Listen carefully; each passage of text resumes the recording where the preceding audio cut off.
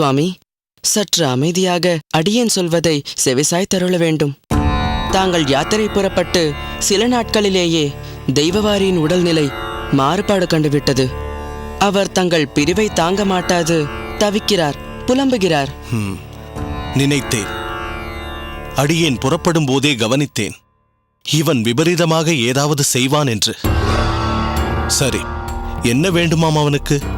தாங்கள்தான் வேண்டுமாம். திருவரங்கத்திற்கு தாங்கள் திரும்ப வரும் நாள் என்றைக்கு என்று கேட்டுக்கொண்டே இருக்கிறார்.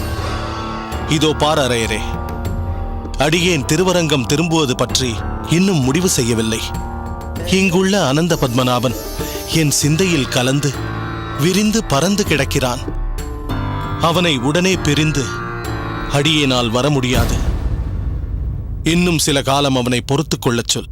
ஆனால் அதுவரை தெய்வவாரி உயிர் தரிக்க மாட்டார் போல் தெரிகிறது.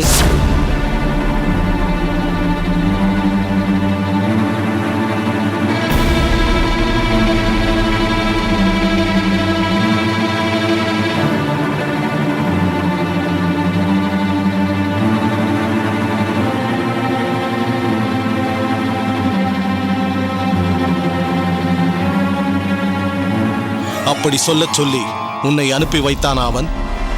இல்லை சுவாமி, தெய்வவாரி சொல்லி அடியேன் இங்கு வரவில்லை. உறக்க பேசும் நிலையிலும் அவர் இல்லை. அன்னபானம் இன்றி படுக்கையில் மனநோயால் பீடிக்கப்பட்டு இருக்கிறார். அவர் நிலை கண்டு திருக்கோஷ்டி நம்பிகள்தான் அடியேனை இங்கு அனுப்பி தங்களின் நிலை என்னவென்பதை அறிந்து வரச் சொன்னார். முடிந்தால் தங்களுடனேயே புறப்பட்டு வரும்படி என்னிடம் கேட்டுக்கொண்டார். நன்றாக இருக்கிறது உங்கள் செய்கை. அந்த தெய்வவாரி இப்படித்தான், ஏதாவது முரண்டு பிடிப்பான். அதை பொருட்படுத்தாமல் இருந்து பாருங்கள், பிறகு தானாக வழிக்கு வந்து விடுவான். வர வர அவன் பிடிவாதம் எல்லை மீறி போய்விட்டது. இருப்பினும் தெய்வவாரியின் விஷயத்தில் தாங்கள் சற்று கருணை காட்ட வேண்டும். அரையரே, நீர் என்ன சொன்னாலும் இப்போதைக்கு அடியேன் இங்கிருந்து புறப்படும் விருப்பத்தில் இல்லை.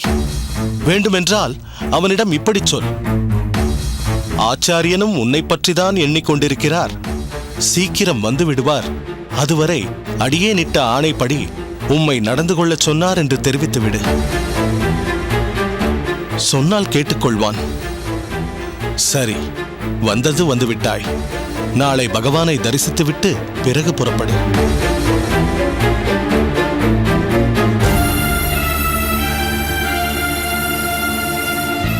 அரையரே, ஆச்சாரியார் பற்றி தாங்கள் நன்கு அறிவீர்கள்.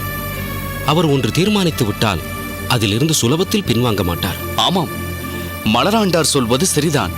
ஆனால் தெய்வவாரி சுவாமியை நினைத்தால் அடியேனுக்கும் கவலையாகத்தான் இருக்கிறது. அவரது நிலையை அடியேன் நேரே கண்டு பயந்து போய் இங்கு வந்திருக்கிறேன். ஆச்சாரியார் சொன்ன செய்தியை தெய்வவாரியிடம் எப்படி சொல்லி புரிய வைக்கப் போகிறேனோ. திருவரங்கத்து பெருமானே, இதை தாங்கிக் கொள்ளும் சக்தியை நீதான் உன் அடியவன் தெய்வவாரி சுவாமிக்கு கொடுக்க வேண்டும். என்னடி திடீரென்று இப்படி சொல்கிறாய்? இப்பொழுதுதானே நீ விளையாட வருகிறேன் என்று சொன்னாயே?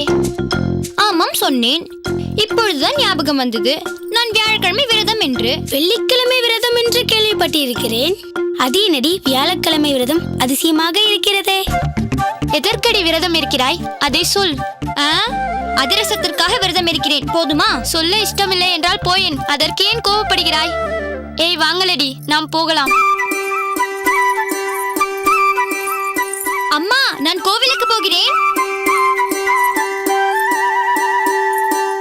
கோவிலுக்கா? விளையாட போகிறேன் என்று சொன்னாயே, ஏன் திடீரென்று மனதை மாற்றிக்கொண்டாய்? அம்மா, இன்று வியாழக்கிழமை. ஆஞ்சநேயர் கோவிலுக்கு காந்திமதி மாமி அதிரசம் கொண்டு வருகிறேன் என்று சொல்லியிருக்கிறார்களே. அதுதானே பார்த்தேன். எதை மறந்தாலும் அதிரசத்தை மறக்க மாட்டாயே. சரி சரி, போனேன் வந்தேன் என்று வர வேண்டும், சரியா? சரி அம்மா, நான் வருகிறேன். கௌசல்யா, கௌசல்யா, காலையில் என் துவாலையை துவைத்து போட்டாய் அல்லவா? அதை கொடியில் காணவில்லையே. நன்றாக இருக்கிறது. அது இன்னுமா கொடியில் தொங்கிக் கொண்டிருக்கும்? அது எப்போதோ உலர்ந்து போயிற்று. மடித்து எப்போதும் வைக்கும் இடத்தில் வைத்திருக்கிறேன். அங்கே போய் பாருங்கள். சரி, நான் பார்த்துக் கொள்கிறேன். ஆமாம், தஞ்சா எங்கே அவசரமாக போகிறாள்? கோவிலுக்கு. கோவிலுக்கா? இந்த நேரத்தில் அவள் விளையாடத்தானே போவாள். பரவாயில்லை, எப்படியோ பெருமாளை சேவிக்க வேண்டும் என்ற எண்ணம் வந்தால் சரிதான். அவள் பெருமாள் கோவிலுக்கு போகவில்லை, பிறகு ஆஞ்சநேயர் கோவிலுக்கு போயிருக்கிறாள். ஆஞ்சநேயரும் பெருமாள் பக்தர் தானே? ஆனால் உங்கள் அருமை பெண் எதற்காக போயிருக்கிறாள் தெரியுமோ? ஆஞ்சநேயரை சேவிக்கத்தான் போவாள். வேறு எதற்கு போவாள்? அவளுக்கு ஆஞ்சநேயர் 2ஆம் பட்சம், பக்ஷணம்தான் முதல் பட்சம். பட்சணமா? ஓ, வடமாலை பிரசாதமா? அதற்காக தான் இந்த ஓட்டம் முடிகிறாளா அவள்? அதற்கில்லை, அதிரசத்திற்காக சென்றிருக்கிறாள். சென்ற முறை அங்கே போயிருந்த போது ஒரு மாமி இவளை பார்த்து, உனக்கு அதிரசம் பிடிக்குமாடி, அடுத்த வியாழன் வா, அதிரசத்தோடு வருகிறேன் என்று சொல்லியிருக்கிறார். யார் அந்த மாமி? உனக்கு தெரிந்தவர்தானா? இல்லை இல்லை, பரஸ்பரம் அறிமுகப்படுத்திக் கொண்டோம். ஈரடி அக்ரஹாரத்தில் இருக்கிறாள். பெயர் காந்திமதி. காந்திமதியா? ஆமாம். ஈரடி அக்ரஹாரத்தில் இருப்பதாகவா சொன்னார்கள்? ஆமாம். அடடா, அவர்கள் யார் என்று உனக்கு தெரியாதா? கேசவ சோமயாஜியின் அகத்துக்காரி. கேசவ சோமயாஜி ஊரிலேயே மிக உயர்ந்த வைணவராக மதிக்கப்படுபவர். அவரது அகத்துக்காரியா அந்த மாமி காந்திமதி? ஆமாம், அவர்களுக்கு தஞ்சமாம்பாளை பிடித்திருப்பதில் எனக்கு மிகவும் மகிழ்ச்சி. அவர்களுடன் நம் பெண் பழகுவது வரவேற்கத்தக்க விஷயம். தஞ்சமாம்பாள் சத் விஷயங்களையும் நல்ல பண்புகளையும் கற்றுக்கொள்ள இது நல்ல ஒரு வாய்ப்பு. நாளை அவள் வாழ்க்கைப்பட போகும் இடத்திலும் நல்ல பெயர் எடுப்பாள் இல்லையா? நிச்சயமாக.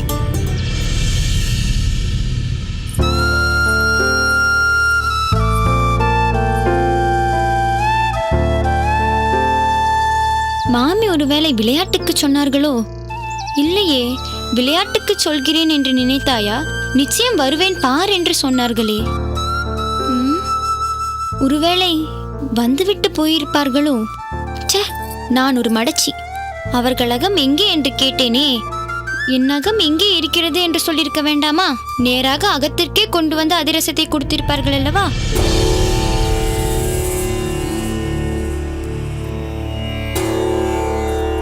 யார்?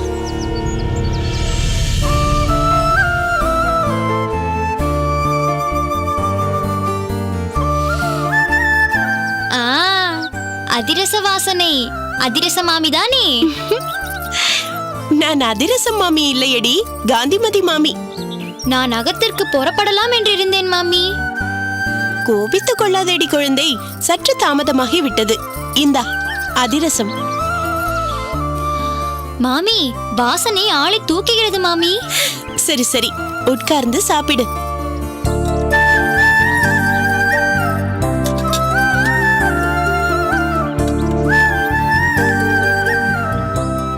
எதற்கு மாமி இவ்வளவு கொண்டு வந்திருக்கிறீர்கள்? பிறகு நீ மட்டும் சாப்பிட்டால் போதுமா? அகத்திற்கு கொண்டு போய் அம்மாவிற்கும் அப்பாவிற்கும் கொடுக்க வேண்டாமா? மாமி, அதிரசம் எப்படி செய்வது என்று எனக்கு வேண்டாம் வேண்டாம், என் அம்மாவிற்கு கற்றுத் தருகிறீர்களா? அடுத்த முறை எப்பொழுது வருவீர்கள் என்று சொல்லுங்கள். நான் என் அம்மாவை அழைத்துக் கொண்டு வருகிறேன். அதெல்லாம் ஒன்றும் வேண்டாம். ஒவ்வொரு வியாழக்கிழமையும் நான் கொண்டு வந்து தருகிறேன். சரியா? சாப்பிட்டு பார், எப்படி இருக்கிறது என்று சொல்லு.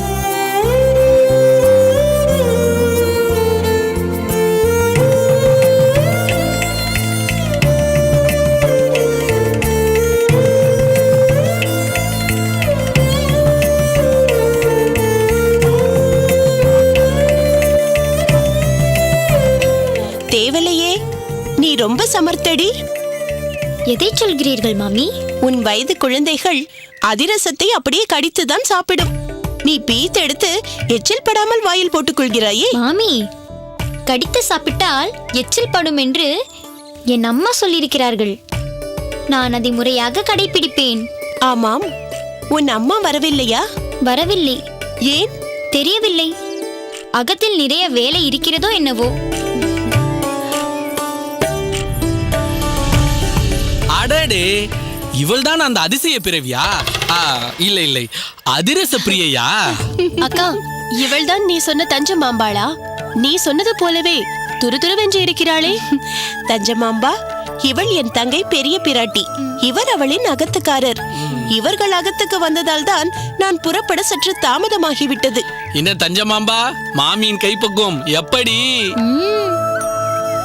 என் அக்காவின் கைப்பக்குவத்தை பற்றி கேட்க வேண்டுமா என்ன?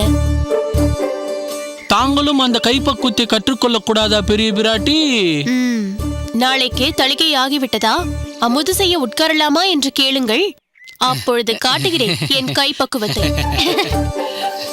சாச்சா, அதெல்லாம் ஒன்றும் வேண்டாம். எதையாவது செய்து உன் அகத்துக்காரனை பட்னி போட்டு விடாதே.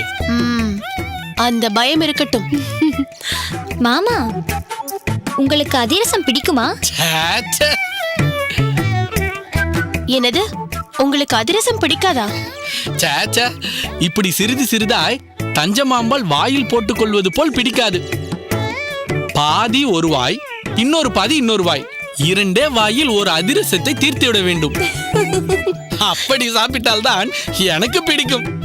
எங்கே ஒரு அதிரசத்தை நான் எடுத்துக்கொள்ளட்டுமா? என்ன பயந்து விட்டாயா? பயப்படாதே, சும்மா நான் கிளம்பும் போதுதான் பாதி தூக்கை காலி செய்து விட்டு வந்திருக்கிறேன். அதனால் இப்பொழுது கேட்க மாட்டேன். சற்று நேரம் போகட்டும், கேட்கிறேன். சரி, உனக்கு அவல் பாயாசம் பிடிக்குமா? அடடா, என்ன இது? குழந்தையிடம் ஏதாவது நல்ல விஷயம் பேசுவீர்களா? அதை விட்டுவிட்டு சாப்பாட்டை பற்றியே பேசிக் கொண்டிருக்கிறீர்களே. சரிடி, நீ இவரை அழைத்து கொண்டு போய் ஆஞ்சநேயரை தரிசனம் பண்ணிவிட்டு வா. நான் இவளோடு பேசிவிட்டு வந்து விடுகிறேன். சரியக்கா, வாருங்கள்.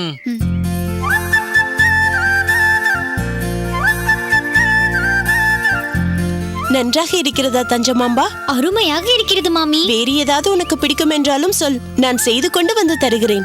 வேண்டாம் மாமி, என் அம்மாவிற்கு இது ஒன்றுதான் தெரியாது. மற்றவையெல்லாம் பிரமாதமாக செய்வார்கள். புத்திசாலி அடி நீ.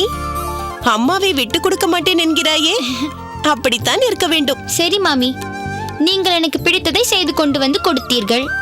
நான் உங்களுக்கு ஏதாவது செய்ய வேண்டுமே. நீயா? போடி, நீ குழந்தை. நீ எனக்கு எதுவும் செய்ய வேண்டாம். இல்லை, நான் ஏதாவது உங்களுக்கு செய்ய வேண்டுமே. சரி, ஏதாவது ஒரு சந்தர்ப்பம் கிடைக்காமலா போய்விடும். அப்பொழுது நிச்சயமாக உங்களுக்கு உதவி செய்வேன். பார்த்து கொண்டே இருங்கள். சரி, பார்த்து கொள்ளலாம். இப்போது பத்திரமாக இதை அகத்துக்கு எடுத்துக்கொண்டு போய் அப்பா அம்மாவுக்கு எல்லாம் கொடு. என்ன மாமி, இந்த தூக்கு? தூக்குதானே, நீயே வைத்துக்கொள். வேண்டாம் மாமி, நீங்கள் அடுத்த வியாழக்கிழமை வருவீர்கள் தானே?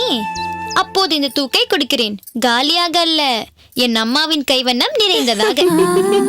வருகிறேன் மாமி. பத்திரமாக போய்விட்டு வா.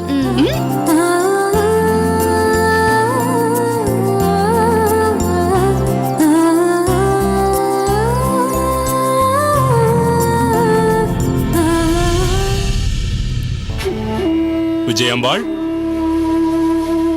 விஜயாம்பாள், விஜயாம்பாள், சொல்லுங்கள் சுவாமி. என்ன செய்து கொண்டிருக்கிறாய்? தெய்வவாரி சுவாமிக்கு புழுங்கல் அரிசி கஞ்சி தயார் செய்து கொண்டிருக்கிறேன்.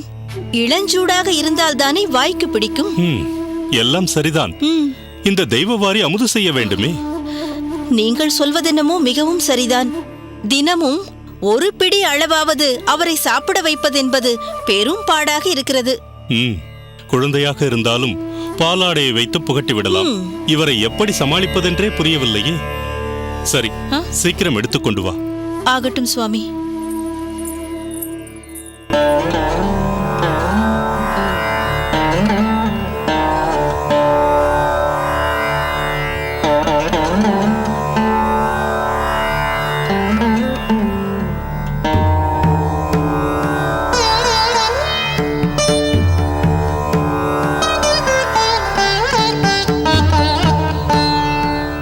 திருக்கோஷ்டி நம்பிகளே, என்ன சொல்கிறார் நம் தெய்வவாரி? என்னை பொருட்படுத்த வேண்டாம். இவரை ஊருக்கு புறப்படும்படி சொல்லிக் கொண்டிருந்தேன். எங்கள் சொல்படி கேட்கிறேன் என்று சொல்லுங்கள். நான் உடனே புறப்பட்டு ஊருக்கு செல்கிறேன். என்ன சம்மதம் தானே? பார்த்தீர்களா பெரிய நம்பி, இதற்கு பதிலே இல்லை இவரிடம். மொத்தத்தில் பிடிவாதம் ஒன்றையே தனது சொத்தாக வைத்துக் கொண்டிருக்கிறார் இவர். வார்த்தையால் என்னை சுடாதீர்கள் திருக்கோஷ்டி நம்பிகளே. அவர் அப்படி என்ன சொல்லிவிட்டார் தெய்வவாரி ஆண்டாரே? தன் ஆதங்கத்தை வெளிப்படுத்தினார், அவ்வளவுதான். அடியேனை தயவு செய்து புரிந்து கொள்ளுங்கள். ஆச்சாரியர் சொல்லியே பல வேளைகளை செய்து பழகிவிட்டேன். அவர் இல்லாத வெறுமை அடியேனை மிகவும் வாட்டுகிறது. அதனால் என் உடலும் எந்த பணியையும் செய்ய மறுக்கிறது. சுவாமி, இந்தாருங்கள். தெய்வவாரி, சற்று சாய்ந்து உட்கார்ந்து இந்த கஞ்சியை அருந்துங்கள். வேண்டாம், அடியேனுக்கு எதுவும் வேண்டாம். இந்த மனநிலையில் என் வாய்க்கு எதுவும் பிடிக்கவில்லை. அண்ணா, பிடிக்கின்றதோ இல்லையோ, ஒரு வாயாவது அருந்துங்கள். இல்லை, அடியேனை வற்புறுத்த வேண்டாம். அடியேனின் விதிப்படி நடக்கட்டும் என்று விட்டுவிடுங்கள். அது எப்படி விட்டுவிட முடியும் தெய்வவாரி? உங்களை கவனித்துக் கொள்ளும்படி ஆச்சாரியார் எங்களுக்கு கட்டளையிட்டு சென்றுள்ளார்.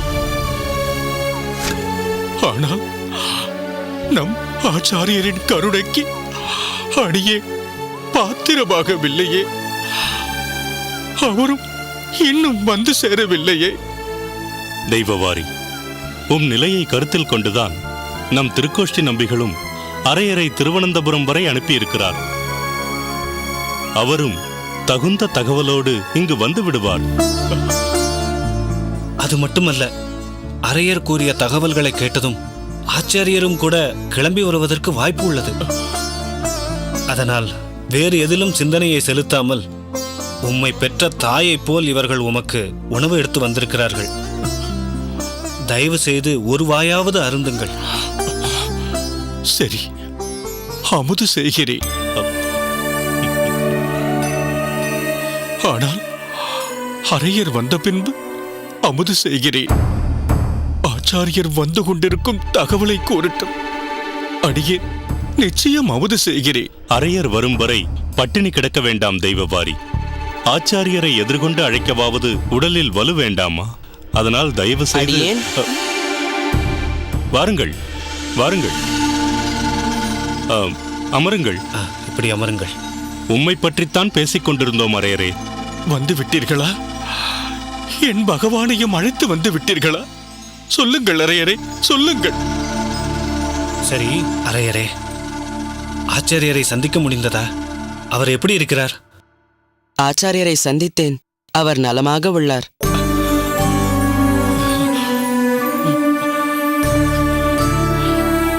மிக நல்லது. அனந்த பத்மநாபனை நன்கு சேவித்து மங்களாசாசனம் செய்திருப்பார் என நினைக்கிறேன்.